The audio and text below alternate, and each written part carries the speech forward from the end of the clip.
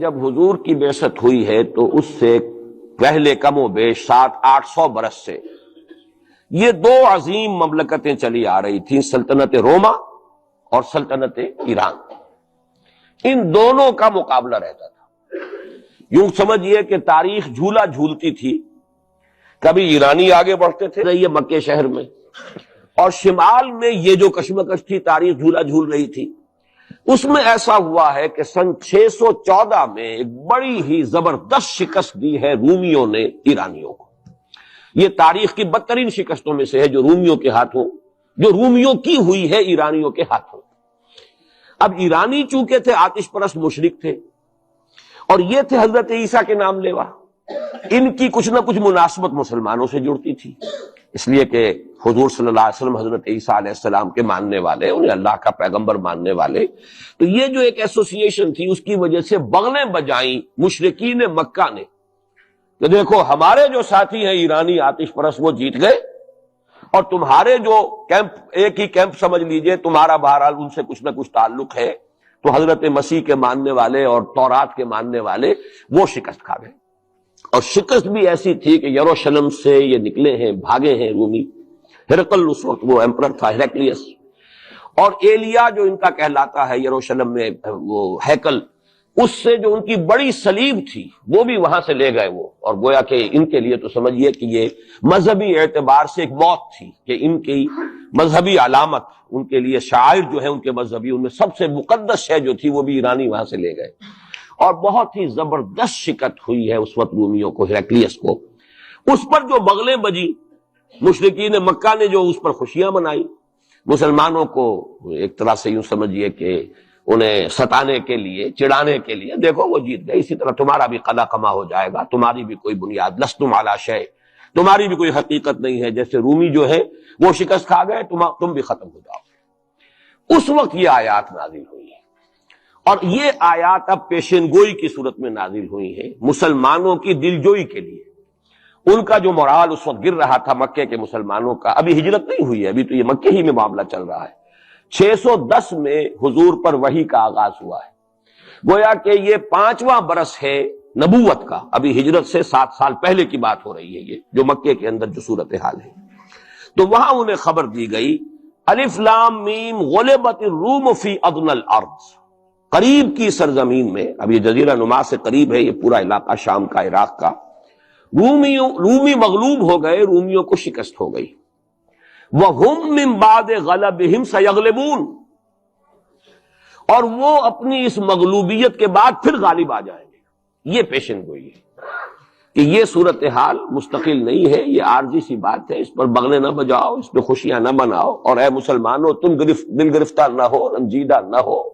بلکہ یہ عارضی بات ہے۔ غلبت الروم فی ادنی الارض وهم من بعد غلبهم سیغلبون فی بضع سنین، تعین کے ساتھ یہاں پر معین کر دیا ہے اللہ نے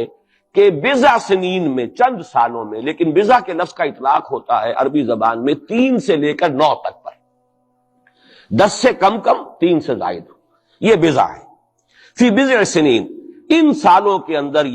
یہ پلٹا کھا جائیں گے حالات، ٹیبل ول بی ٹرنڈ، اور پھر جو ہے رومیوں کو فتح حاصل ہو جائے گی۔ یہ پیشن گوئی ہے۔ میں اب یہاں اس حوالے سے ذرا 2 باتیں کہہ دوں پھر آگے چلوں گا۔ میں نے خاص طور پر آج اس مقام کو اس لیے بھی چنا ہے کہ میں یہ محسوس کرتا ہوں کہ ہمارے ہاں جو حضور صلی اللہ علیہ وسلم کی احادیث میں پیشن گوئیاں ہیں، ہمارے ہاں کا جدید تعلیم یافتہ طبقہ ان کی طرف کوئی توجہ نہیں دیتا، بلکہ سمجھتا ہے کہ ادھر اس بے اعتنائی کا رویہ اختیار کرتا ہے کہ کوئی کیا باتیں ہیں، یہ آدمی کو کام کرنا چاہیے،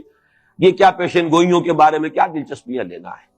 تو پہلے تو وہ یہ نوٹ کر لیں کہ پیشن گوئی صرف حدیث میں نہیں ہے، قرآن میں بھی ہے، قرآن میں یہ پیشن گوئی آئی ہے۔ فرق تو ہوگا حدیث کی پیشن گوئی اور قرآن کی پیشن گوئی کا۔ کیا فرق ہوگا؟ نمبر 1 یہ کہ قرآن کا تو ہر حرف جو ہے وہ یقینی ہے۔ حدیث کے بارے میں یہ ہو سکتا ہے روایت بالمعنی ہو، روایت کرنے میں کوئی لفظ تھوڑا بہت بدل گیا ہو، پھر حدیث کی سند کیا ہے، وہ صحیح بخاری کی ہے، صحیح مسلم کی ہے، اس کا استناد کا پایا کیا ہے، درجہ کیا ہے، جبکہ قرآن مجید کا ہر حرف جو ہے وہ مستند ہے، بلا لا ریب فیہ کا مصداق ہے۔ یہ فرق تو ہوں گے۔ اور دوسرا فرق بہت اہم یہاں ہے کہ یہاں سالوں کا تعین کر دیا گیا ہے،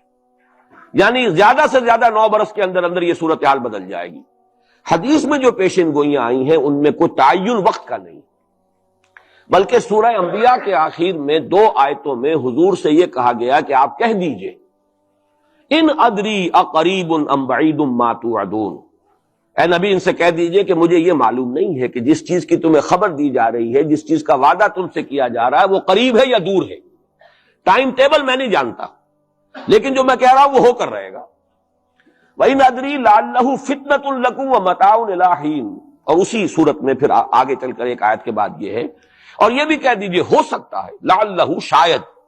کہ یہ ابھی تمہارے لیے کچھ اور موقع تمہیں مل جائے، آزمائش تمہیں کا موقع مل جائے، اللہ تعالیٰ تمہیں کچھ بریدنگ سپیس دے دے تاکہ تم اس میں اپنی اصلاح کر سکو، تو گویا کہ آزمائش کی ایک مہلت اور مل جائے تمہیں، یہ ہو سکتا ہے۔ لعلہ فتنۃ لکم ومتاع الی حین، ایک وقت معین تک کے لیے اللہ تعالیٰ تمہیں اور رہنے بسنے کا موقع دے دے، لیکن یہ کہ اس میں کوئی شک نہیں ہے کہ جس عذاب الہی کی میں تمہیں خبر دے رہا ہوں وہ آ کر رہا ہے، اس میں کوئی شک نہیں، کب آئے گا یہ مجھے معلوم ہے۔ اسی کی ایک مثال اور بھی ہے، نوٹ کر لیجئے، جب حضور نے خواب دیکھا، اور نبی کا خواب بھی وہی ہوتا ہے کہ ہم عمرہ کر رہے ہیں، حضور نے صحابہ کو حکم دے دیا۔ سن 6 ہجری کا یہ واقعہ مشہور ہے کہ اب تقریباً 1400 یا بعض روایات میں آتا 1800 صحابہ کے ساتھ آپ احرام باندھ کر عمرے کے لیے اور مکے کا سفر کر رہے ہیں، حدیبیہ تک پہنچ گئے۔ اب وہاں جو صورتحال پیش آئی، مکے والے اڑ گئے، کسی قیمت پر ہم نہیں کرنے دیں گے، گویا کہ خون کی ندیاں بہہ جائیں گی۔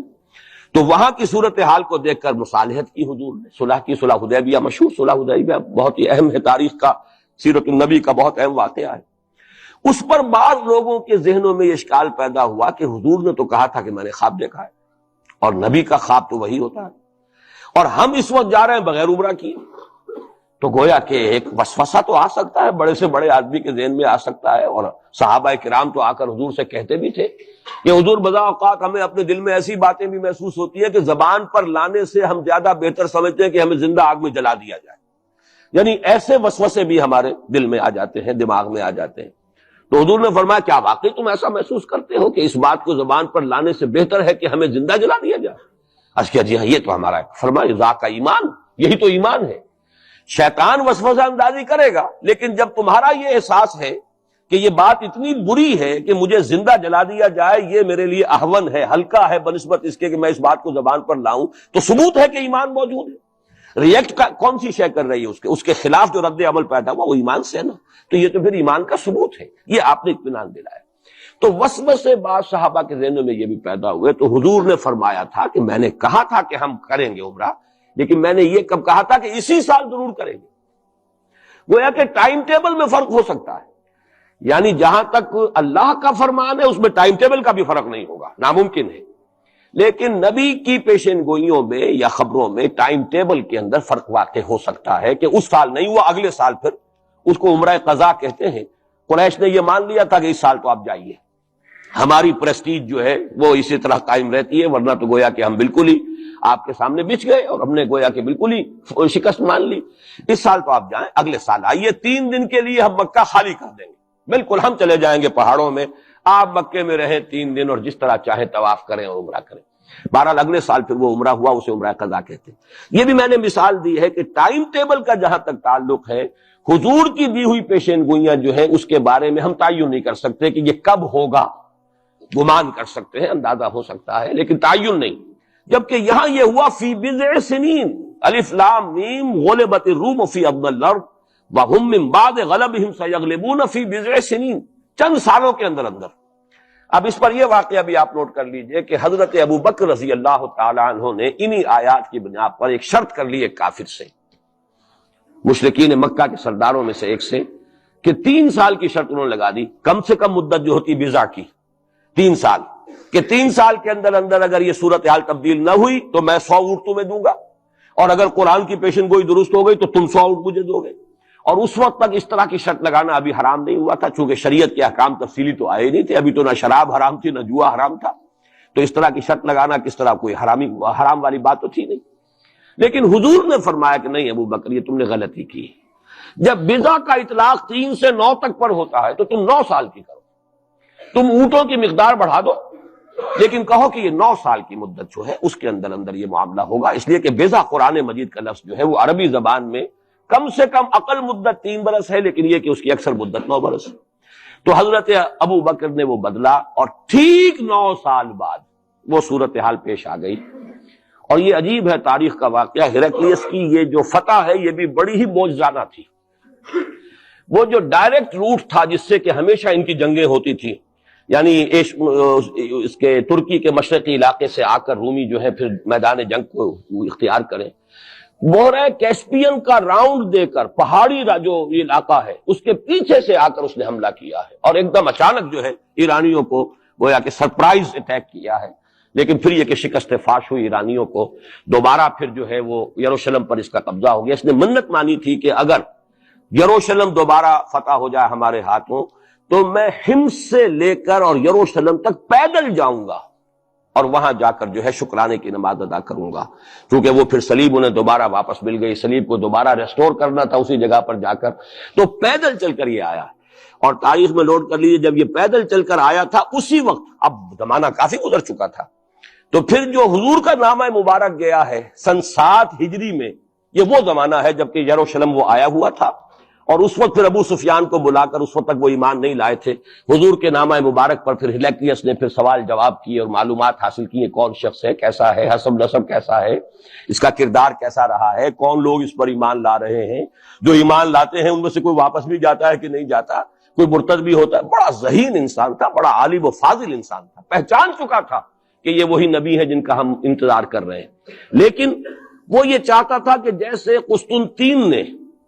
اس وقت یہ کیا تھا کہ وہ جب اس نے مذہب بدلا ہے، عیسائیت اختیار کی، تو پوری مملکت جو ہے عیسائی ہو گئی، تو نظام انٹیکٹ رہا، وہی ان کا بادشاہت کا نظام قائم رہا. چاہتا تھا کہ میرے یہ تمام کے تمام نائبین سلطنت اور جتنے بھی بطاریق ہیں، یہ بطریق پیٹریارکس، یہ سب کے سب بھی میرے ساتھ اسلام قبول کر لیں. اور سارا یہ اس نے جو سوال جواب کیا تھا ابو سفیان سے، اسی لیے کیا تھا کہ سارے درباری قائل ہوتے چلے جائیں کہ واقعی یہ نبی سچا ہے. لیکن اس کی امید کے برعکس ہوا، ریئیکشن بڑا شدید ہوا ان کے وہ پادریوں میں اور ان کے جو پیٹریارکس تھے ان میں، تو پھر وہ بھی محروم رہ گیا. سلطنت کی بیڑی اس کے پاؤں میں پڑی رہ گئی، زنجیر پڑی رہ گئی، وہ اسلام سے محروم رہ گئی. بہرحال اب یہاں نوٹ کیجئے کہ 9 برس بعد 623 عیسوی میں اس کو فتح حاصل ہو. حضرت عمر نے وہ 100 اونٹ حاصل کیے، اگرچہ حضور نے پھر اس کے بارے میں حکم دیا کہ اسے صدقہ کر، اس کو اب تم اپنے ذاتی استعمال میں نہ لاؤ، صدقہ کر دو. اچھا، اس کے ساتھ اس پیشن گوئی میں دوسرا حصہ بھی ہے. الف لام میم غلبت الروم فی ادنی الارض وهم من بعد غلبهم سیغلبون فی بضع سنین للہ الامر من قبل ومن بعد. اللہ ہی کے ہاتھ میں ہے تمام معاملات کا اختیار، پہلے بھی اور بعد میں بھی. یہ تو ایمان کی بنیادی حقیقت ہے. وَيَوْمَئِذٍ يَفْرَحُ الْمُؤْمِنُونَ، اور اس روز اہل ایمان بھی بہت خوشیاں منا رہے ہوں گے. یہ اس پیشن گوئی کا دوسرا حصہ ہے. عین بدر کے دن یہ خبر آئی ہے کہ یہ پیشن گوئی صحیح ہو گئی. 9 برس ہو گئے، سن 5 جو نبوی سے اور غزوہ بدر 623 عیسوی میں غزوہ بدر ہو رہا ہے، 622 میں ہجرت ہے اور 623 میں غزوہ بدر ہو گیا.